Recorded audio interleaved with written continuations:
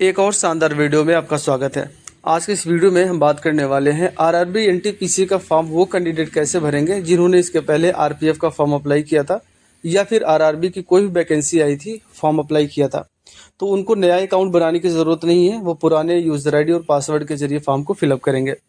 तो वीडियो के डिस्क्रिप्शन में हमने इसका ऑफिशियल वेबसाइट का लिंक दे दिया है, वहाँ पर आप क्लिक करेंगे तो इस इंटरफेस पे आ जाएंगे। आपको यहाँ पर दो ऑप्शन दिखाई दे रहे हैं, क्रिएट एन अकाउंट का और ऑलरेडी अकाउंट का। तो ऑलरेडी पे हम क्लिक करते हैं।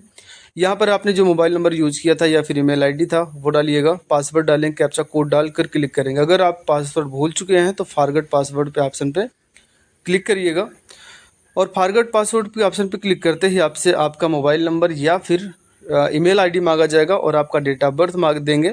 कैप्चा कोड डालकर प्रोसीड कर दीजिए। अगर ये डेटा मैच कर जाएगा तो आपके ईमेल आईडी पर पासवर्ड भेज दिया जाएगा, वहाँ से देख लीजिए। उसके बाद आपको लॉगिन करना है। तो आप अपनी ईमेल आईडी या मोबाइल नंबर डालिए, पासवर्ड डालिए जो भी आपकी ईमेल आईडी पर गया है, कैप्चा कोड डालकर लॉगिन कर लीजिए। तो बड़ी आसानी के साथ आप पोर्टल पर लॉगिन हो जाएंगे। अब यहाँ पर देखिए एक ऑप्शन आपको दिखाई दे रहा है ऑनलाइन एप्लीकेशन का। फॉर्म को बहुत ध्यान से फिलअप करना है। अगर एक छोटी सी गलती आप कर देते हैं तो आपका फॉर्म रिजेक्ट हो जाएगा। तो चलिए सबसे पहले यहाँ पर देखिए दो ऑप्शन दिखाई दे रहे हैं। एक तो आपका है कि popular category NTPC graduate post का, और सेकंड पर आपको दिखाई दे रहा है पैरामेडिकल का। पैरामेडिकल वाले जैसे वो कैंडिडेट फॉर्म फिलअप कर सकते हैं जिन्होंने D pharma, B pharma, BSc nursing या फिर मिडवाइफरी कर रखा है उनके लिए एनटीपीसी का फॉर्म भरना है। इसलिए हम एनटीपीसी वाले में पहले मुझे आरआरबी का जोन चूज करना होगा, किस जोन में फॉर्म को भरना चाहते हैं। लेकिन उससे पहले आप ये जान लीजिए किस जोन में कितने पद हैं जनरल, ओबीसी, एससी, एसटी के लिए, और टोटल कितने पद हैं। अहमदाबाद जोन में देखिए कौन कौन से पोस्ट खाली हैं। यहाँ पर देखिए कम टिकट सुपरवाइजर का है, स्टेशन मास्टर का है, गुड्स ट्रेन मैनेजर का है और सीनियर क्लर्क कम टाइपिस्ट का है। तो ये पद के नाम है। और राइट साइड में आप देखिए ज़रा, जैसे ऑन रिजर्व है, एससी एसटी के लिए कितना है। तो ऑन रिजर्व के लिए यहाँ पर देखिए टिकट सुपरवाइजर का 61 पद है, स्टेशन मास्टर का 32 पद है और गुड्स ट्रेड मैनेजर का 89 पद है यानी कि 89 है, और सीनियर कम टाइपिस्ट का 20 पद खाली है। तो ये पूरी लिस्ट आपको दे दी गई है। ऐसे ही सारे जितने भी जोन हैं, जैसे आप देखिए अजमेर का है, बेंगलुरु का है। तो अब मैं आपको एक थोड़ा थोड़ा रोक के दिखा दे रहा हूँ ना, क्योंकि मुझे वीडियो बहुत जल्दी बनानी है।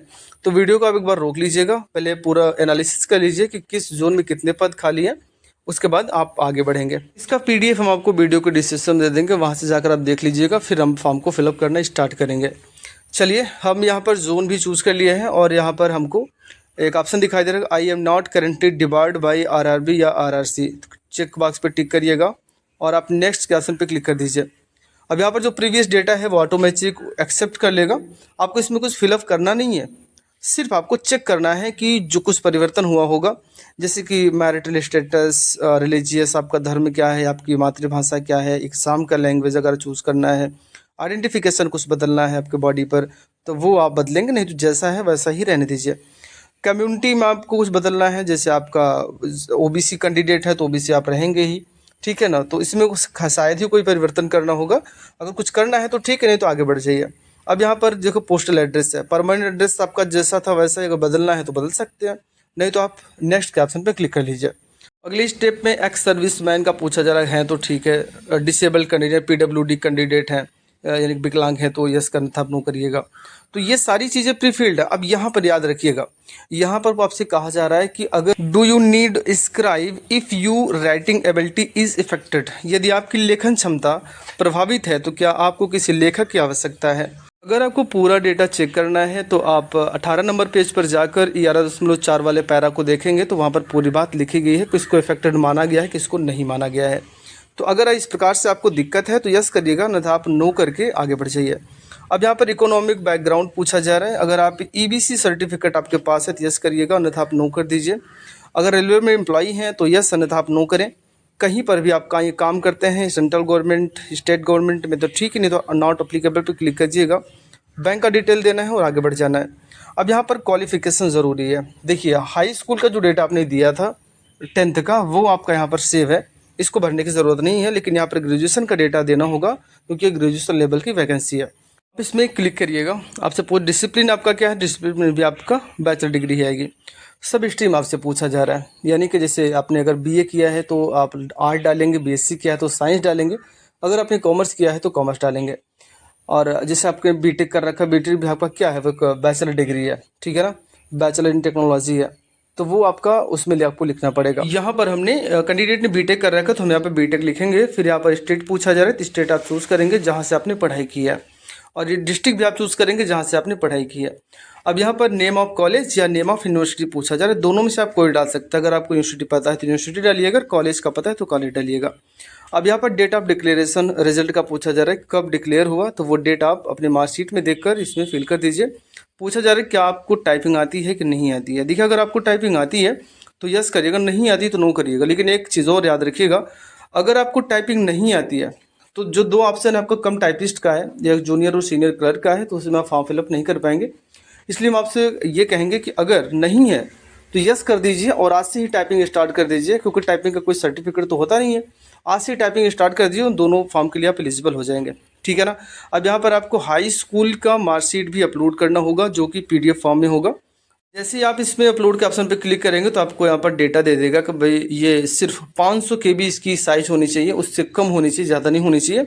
PDF फॉर्म में अपलोड कर दीजिएगा। अपलोड करने के बाद आपको एक ऑप्शन दिखाई दे रहा है ऐड का, आप इस डेटा को ऐड भी करना होगा, ऐड कर दीजिएगा। फिर अगर आपके पास कोई और क्वालिफिकेशन है, ग्रेजुएशन कर रखा है बाद में, तो वो दे सकते हैं। अगर नहीं है तो कोई बात नहीं है, आप नेक्स्ट ऑप्शन पे क्लिक कर दीजिए।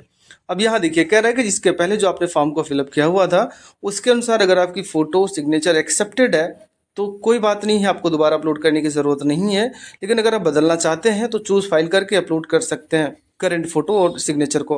हालांकि इनका डेटा ऑलरेडी सेव है तो हमें कुछ करने की ज़रूरत नहीं है, बस आप नेक्स्ट ऑप्शन पर क्लिक कर दीजिए। एलिजिबल पोस्ट जोन और दिया गया है किस जोन के लिए आप फॉर्म अप्लाई कर सकते हैं और कौन कौन सी पोस्ट के आप एलिजिबल हैं, तो यहाँ पर दे दिया गया है।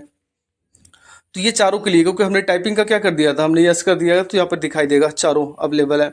तो प्लस के सिंबल पे आपको क्लिक कर देना है जिस पोस्ट को आप पहले प्रेफरेंस देना चाहते हैं, जो पोस्ट आपको ज़्यादा पसंद हो वो वहाँ पे क्लिक करिएगा। आपने प्रेफरेंस दिया हुआ है वो पूरी तरह से आपने चेक कर लिया है और उसी पोस्ट के लिए आप इंटरेस्टेड हैं, चेक बॉक्स पे टिक करिएगा।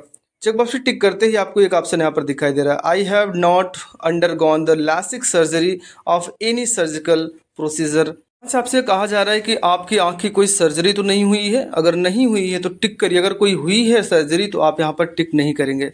हालांकि ये नॉर्मल है, कोई दिक्कत नहीं है, इनको आँख की सर्जरी नहीं हुई है तो हम टिक के ऑप्शन पे क्लिक करेंगे।